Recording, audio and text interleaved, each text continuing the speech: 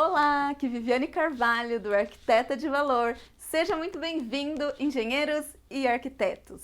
Aqui nós preparamos vocês para trabalharem com laudos de avaliação, aumentando seu faturamento, podendo ganhar até R$10.000 por mês com esses laudos. E o tema de hoje é vistoria. Quem de vocês já sabe o que é uma vistoria? A vistoria é uma das etapas de quem pretende trabalhar com laudos de avaliação de quem trabalha. Vistoria é quando você chega no local e verifica aquele imóvel que você está estudando e vai avaliar. No caso da vistoria, nós podemos citar alguns pontos que são indispensáveis que você execute bem para que isso resulte na qualidade final do seu trabalho. Um deles é, tire várias fotos. Várias quantas? Eu tiro pelo menos 12 fotos. Dessas 12 fotos, depende muito do tipo do imóvel. Claro que se for um imóvel de maior porte, seja uma casa acima de 1 milhão, uma casa muito grande, uma mansão, uma loja, independente da tipologia, mas que seja grande. Isso vai te levar mais tempo na vistoria, você vai precisar tirar várias fotos, porque cada cômodo você tira pelo menos uma, certo? E tire com a câmera reta, gente. Tirar a foto do celular torto para colocar no laudo de avaliação não é legal. Ao menos me incomoda. Aqui, mínimo 12 fotos, tá? Mesmo se o imóvel for pequeno. E se for grande, muitas.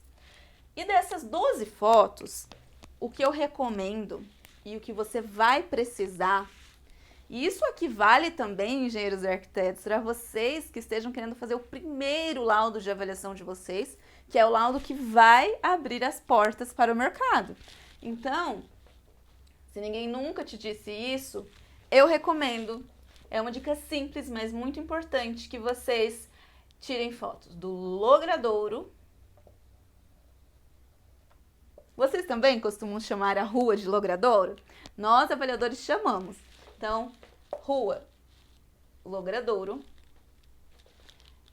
Vocês tiram uma da fachada do imóvel. Se houver mais de uma fachada, tire das outras também. Tire da divisa entre os imóveis, principalmente quando a gente estiver falando de casas geminadas, né? Essa divisa aqui, ou assim, certo? Tira disso aqui ou disso aqui, tá? Das divisas.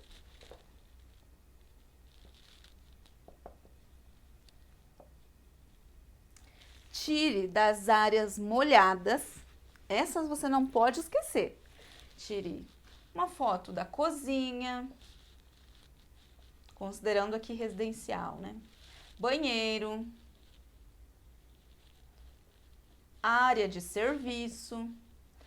Aqui na área de serviço, tire uma foto que dê para ver o chão, o piso, dê para ver ali a parte impermeável onde o tanque está instalado, dê para ver a cobertura da área de serviço, então tira um pouquinho mais de longe, tá?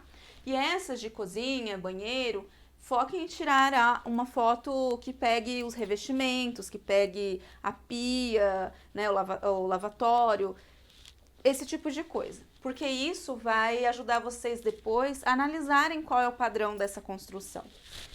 E piso, teto ou cobertura, né? E barra impermeável, ou seja, parede. Essas daqui são as que não podem faltar. Tirem também do quadro de disjuntores aberto, tá? Então, assim, se você está querendo fazer, se é o seu primeiro laudo, você precisa tirar isso aqui, porque isso vai dar base para o seu laudo e depois Onde vão essas fotos? Essas fotos vão ser anexadas no final do seu laudo, né? Juntamente com outros documentos pertinentes. E aqui eu vou ressaltar para vocês algo para complementar a etapa anterior, que é uma parte que vincula muito essas duas etapas de documentos e vistoria, que é entre essas duas etapas, você tem que tomar muito cuidado com onde está situado o seu observador no documento que você leva para fazer essa vistoria. Como assim? Você tem uma matrícula, certo? E muda muito de uma matrícula para outra, então você tem que ficar muito esperto. Então, de uma matrícula consta a casa, né, que você vai vistoriar. Vamos dizer que é a casa aqui, casa número 10, tá? Sua casa tá aqui e aí tem outras aqui. Mas a sua é essa daqui. Vamos colocar aqui, essas duas aqui são geminadas, certo?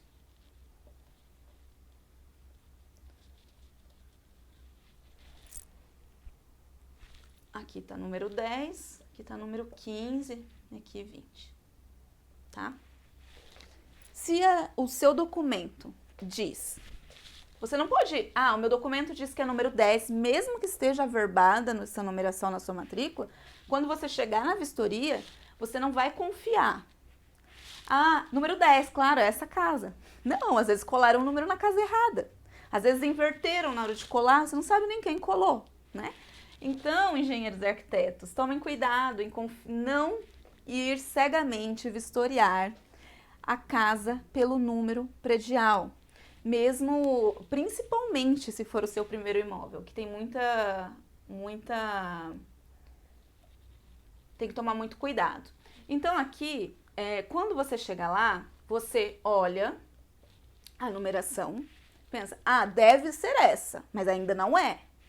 Mesmo que esteja com o número, e se alguém for te acompanhar, abra esse portão, abra essa casa e fale, é essa. Você não vai poder dizer isso lá na frente, se alegarem que você avaliou a casa errada, sendo que esse lote é de um cliente, esse lote é do outro. Imagina você construir a casa desse, você financiar a casa desse nesse lote ou avaliar a casa desse nesse lote, isso dá um problema muito sério judicial. Então, você chega, você verifica que é o 10, a pessoa diz, é essa casa, e você ainda assim desconfia. Porque aí você vai ler de novo ali o seu resumo da matrícula e vai ler um pedacinho que você vai grifar, que é o seu observador está situado aqui na rua, olhando para essas casas, tá? Ou ele tá aqui dentro do lote, olhando para essas casas, né? Então, assim, o seu observador tá aqui, dentro do lote, olhando para cá, ou ele tá na rua, olhando para cá. Por que que isso muda tudo? Porque daqui para cá, a minha casa é a da direita. Agora, daqui para cá, a minha casa agora é da esquerda, certo? Então, muito cuidado com isso e coloquem, deixem grifado como é que citam isso nos documentos. O pior é quando não citam, que aí você tem que ver pelas coordenadas, pela rosa dos ventos, e aí você tem que saber pelas coordenadas se a tua casa, eles estão fazendo a leitura num sentido ou no outro sentido do posicionamento do observador. Mas isso muda sempre, tá? Fiquem atentos. Porque é a primeira coisa antes de começar a avaliar. Então, aqui é essa casa, no nosso caso, como estaria? Casa número 10, lote tal, quadra tal, com observador situado do lado, no logradouro, ou seja, ele está aqui na rua. É a primeira casa da esquerda para a direita, para quem da rua aqui do logradouro olha para o conjunto. Então, o observador está na rua. Agora, se for... Existem várias formas deles colocarem isso. Ou eles colocam a primeira casa da esquerda para a direita, ou eles colocam a casa da esquerda para quem da rua olha para o conjunto. E se fosse essa casa aqui, por exemplo, e elas fizessem parte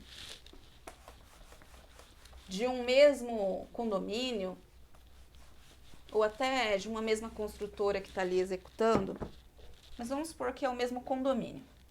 Tem 3 casas e a casa que eu vou avaliar, já chequei, já conferi, é essa.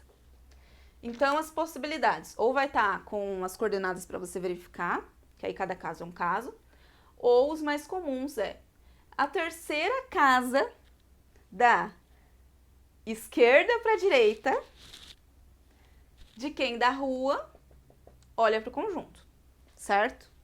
Ou é a primeira casa, ou é a terceira de lá para cá, ou é a primeira casa da esquerda para a direita de quem da rua olha para o conjunto. Ou, se o observador estiver aqui dentro, muda, inverte, ao contrário, espelha isso. Então, cuidado que é muito fácil errar. E na dúvida, lembrem da planta de locação, porque aí diminui muito o erro, né? Porque se nos documentos está isso, você chega aqui, o número está batendo, nos documentos está batendo, cheque, cheque, cheque, e daí na hora de analisar a planta de locação, você vai perceber que está batendo também, porque aí você tem, além da numeração predial, o número do lote aqui. E é isso que vai te salvar, né? Então, isso aqui é o básico para você começar um laudo, porque a vistoria presumem que a gente já sabe fazer, não é verdade? Por quê? Porque nós, com formação de engenheiros e arquitetos, a gente tem o dever de saber analisar um imóvel, as condições dele e afins. Mas, quando você trabalha para laudos de avaliação, tem coisas muito específicas que, se você não tem um checklist adequado, vamos supor que você fez um checklist para você levar, ótimo, um grande passo. Mas, muitas vezes, pela falta de experiência, vai faltar informação nesse checklist. E, consequentemente, vai faltar informação nesse laudo. E, às vezes, é uma informação que lá na frente, caso dê algum problema nesse imóvel, ou vá para alguma briga judicial, qualquer coisa do tipo, gere fissura, dê algum problema na fossa, recalque, enfim. Isso pode ser o detalhe que vai te ajudar, né? E na vistoria, você pode se perguntar o que eu tenho que falar, né, com a pessoa que vai me acompanhar. Na vistoria, quanto menos você falar, melhor. Eu que gosto de falar, na vistoria eu tento não falar, mais neutro possível. Nossa profissão, como avaliadores, nós precisamos ser neutros. A gente fala que a gente precisa ser cinza, né? Por quê? Isso é ser imparcial. Evitar alguns constrangimentos, evitar dar spoiler, sabe? Da sua avaliação ou de qualquer análise. Mesmo que você chegue na vistoria. E assim, você tenha 99% de certeza, porque nunca confie que você já tem 100% de certeza. Chega e verifica, não confia na sua memória, chega e confere nos documentos o que você anotou. Mas, e nem confie no que você confere totalmente na hora da vistoria, porque às vezes ali você está mais afobado e precisa conferir depois. Mas na vistoria é muito comum perguntarem para você, tirarem alguma informação de você.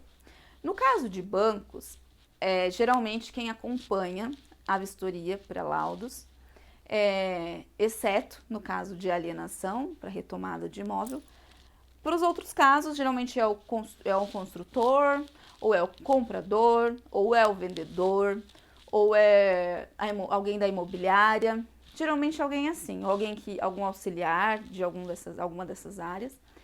E nós até nós temos no nosso checklist escrito para perguntar o valor pretendido deles.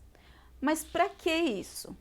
Porque quando nós falamos de valor pretendido, o imóvel ainda não está sendo transacionado, certo? Ele está dependendo daquele laudo para a venda ser efetuada de forma financiada, por exemplo.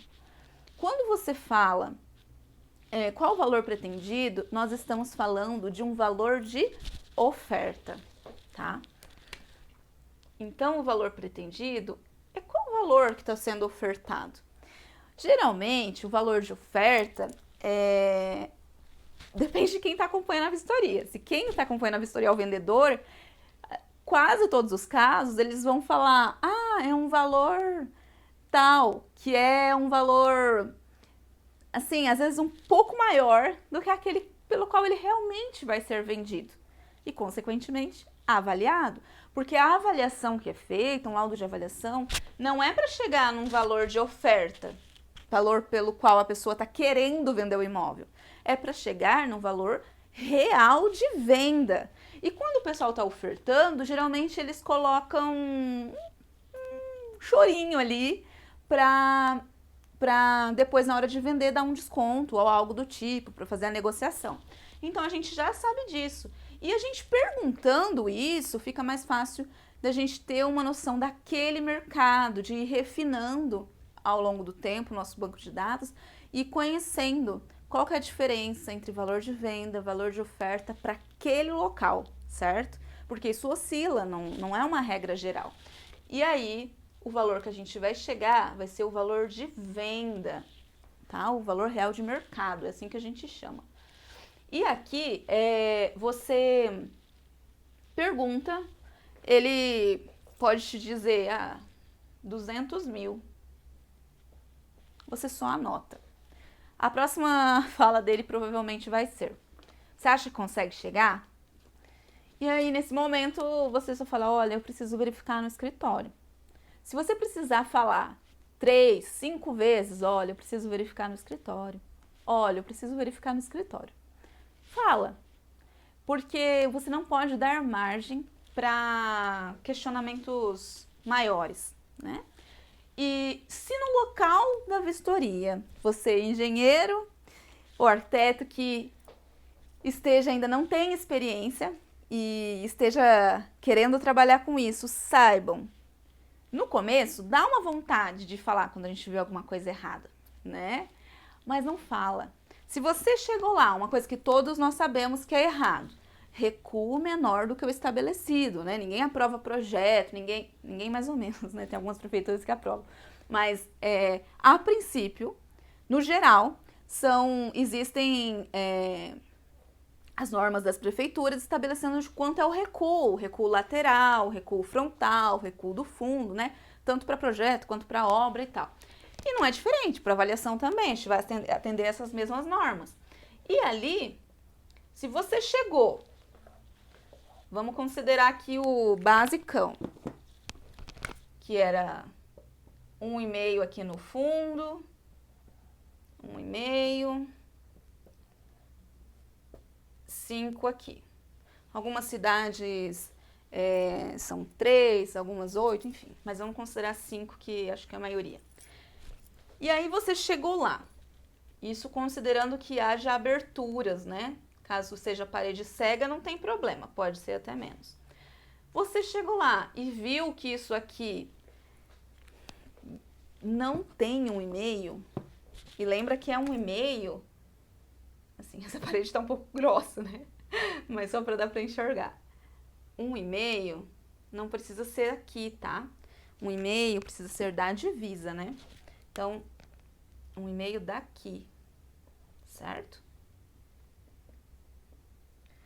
Você chegou lá, evita fazer cara feia. É difícil, mas evita. Viu que não tem? Vai lá, mede quietinho, sabe? Porque geralmente o pessoal, quando acompanha a vistoria, fica na cola. Fica assim, você sabe, fica grudado, né? Em tempo de corona isso é meio complicado. Mas você pede pra. Você vai lá e faz quieto a coleta da medida. Aí você vê, tem 1 metro aqui. Anota, tá? Anota, tira foto.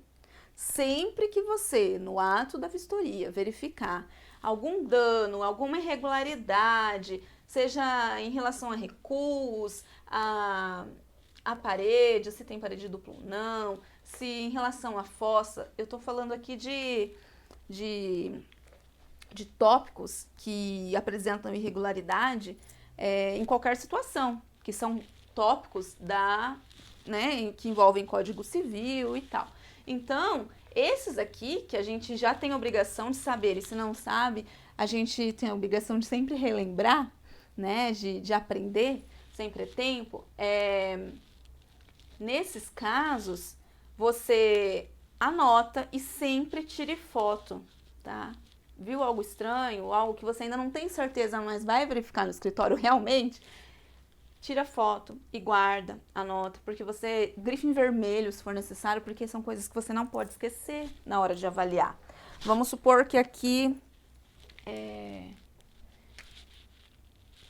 E além disso, em alguns casos, você tem que tomar muito cuidado também quando você está sendo uma das partes, né, de um processo judicial.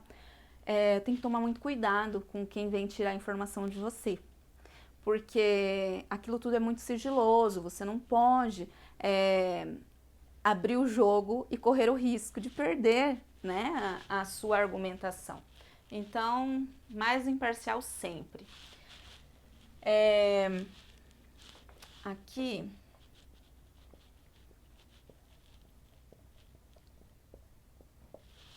o que acontece muito é um imóvel novo ter fissura aqui. Às vezes é uma fissura pequena, uma fissura de reboco ali, tranquilo. Mas geralmente as fissuras, elas precisam ser apontadas. Quando a gente está falando de fissuras maiores, fissuras, trincas, rachaduras, coisas que implicam, manifestações que implicam nas condições de segurança, habitabilidade ou depreciação mesmo do imóvel,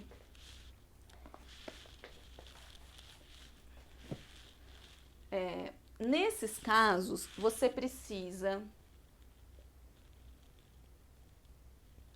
além de anotar, de tirar foto, medir se for necessário, se for trinca, né, ali, porque é maior, né, os milímetros, se você quiser constatar e tal. Mas essa não é a sua função nesse caso, tá? Você precisa depreciar. E depreciação, nós vamos conversar um pouco melhor quando nós formos falar de conservação. Porque para você que não tem conversas frequentes a respeito de laudo de avaliação e realmente tem interesse, saiba que é diferente padrão de conservação. O padrão, ele é muito da qualidade do imóvel, ele envolve o tamanho do imóvel, ele envolve os revestimentos que foram colocados, ele envolve a média ali do CUB, Sinduscon, de acordo com o estado, ele envolve várias questões mais qualitativas, mas esse é um padrão normal, um padrão alto, um padrão baixo. E aí tem formas, tem critérios para a gente estabelecer isso. Agora, a conservação, ela é mais pelo estado daquele imóvel. É um imóvel novo? É uma conservação maior possível, né? Que no caso a gente chama sempre de 1. Agora, é um imóvel usado? No caso de um imóvel usado, você tem várias conservações, que depois eu vou citar. Então, no imóvel usado, vai depender muito do tipo da condição que você vê no local. Se você viu no local que é uma fissurinha ou outra, mas o imóvel ele está habitado há pouco tempo, ele está, vamos dizer, tem alguma coisa ali para melhorar, tá usado e tal, mas tá habitado há pouco tempo. Ou você vai colocar uma conservação que seja entre bom e novo, certo? Ou você vai colocar necessitando de reparo simples. E para cada uma dessas que você escolher, a norma dá um coeficiente. Na verdade, a gente se baseia numa tabela que se chama Rosendeck, que é uma tabela de depreciação, onde a gente consegue mensurar isso e transferir isso para nossa avaliação. Então, se o seu imóvel está usado e ele está assim destruído, primeiro que se for assim, às vezes tem imóvel usado que tem uma parte, um pedaço da construção, assim, um puxado da construção. Eu falo assim com essa cara porque essas coisas acabam dando mais trabalho pra gente. Mas tem uma parte da construção que tá assim destruída. Na verdade, aquilo lá nem dá pra morar ninguém dentro. Na verdade, aquilo lá tem telha de fibrocimento furada, tá depreciado, tá num estado terrível. Naquele caso, se for considerado uma área de caráter provisório, ou seja, que é só tá ali um puxado e a qualquer momento o vento vai levar, vai cair, alguém vai tirar, isso nem vai ser considerado na avaliação, tá? Agora, se é uma área ali que agrega valor, mas que está danificada, você tem que mensurar o quão danificado está. E é através dessa tabela que tem os coeficientes novo, entre bom e novo, necessitando de reparo simples, regular, necessitando de reparos importantes. Numa situação dessa, seria de necessitando de reparos importantes em diante, né? Então, é aí que você precisa ter atenção e relembrar do imóvel, ver as fotos de novo. E como eu disse, nunca confia na memória, porque muitas vezes você chega num imóvel e fala, anota lá, né? Tem 2 quartos, sendo um suíte. A chance de você lembrar disso no escritório, depois quando você retornar ou no seu home office, existe, mas você vai confiar? Olha, na hora de preencher o seu laudo, olha, confere. É uma suíte mesmo, são 2 quartos, sendo um suíte, um banheiro social, beleza, sabe? Então você vai de cabeça, principalmente quando for o primeiro laudo, você fala, eu só estou avaliando um imóvel mesmo, eu vou confundir com o quê? Porque pra gente acaba sendo bem fácil, né, confundir. Mas mesmo assim, confere, tá? E essa documentação vai para onde depois? Essa documentação a gente sempre digitaliza, né? O checklist junto, o checklist da vistoria. Vocês digitalizam, guardem, porque durante anos pode ser que em algum momento ele seja solicitado ou que você tenha que reabrir o caso e ver novamente. Então, você precisa ter o histórico dos seus trabalhos. Antes, nós tínhamos os históricos em arquivos, né? E demandava espaço, era complicado e mesmo assim a gente guardava muita impressão, muito papel, muito gasto com isso. Hoje já está tudo mais digitalizado, nos bancos também, então já é tudo mais fácil nesse sentido. Mas guarda, porque é para sua própria segurança, tá? Então, aqui a gente falou da etapa de vistoria, que é a nossa segunda etapa da forma como eu costumo dividir os laudos de avaliação. Aqui é onde você verifica todas as questões, as características e informações físicas do seu imóvel avaliando para elaborar um bom laudo de avaliação, que possa te abrir todas as portas, tá bem? Obrigada, gente. Até mais.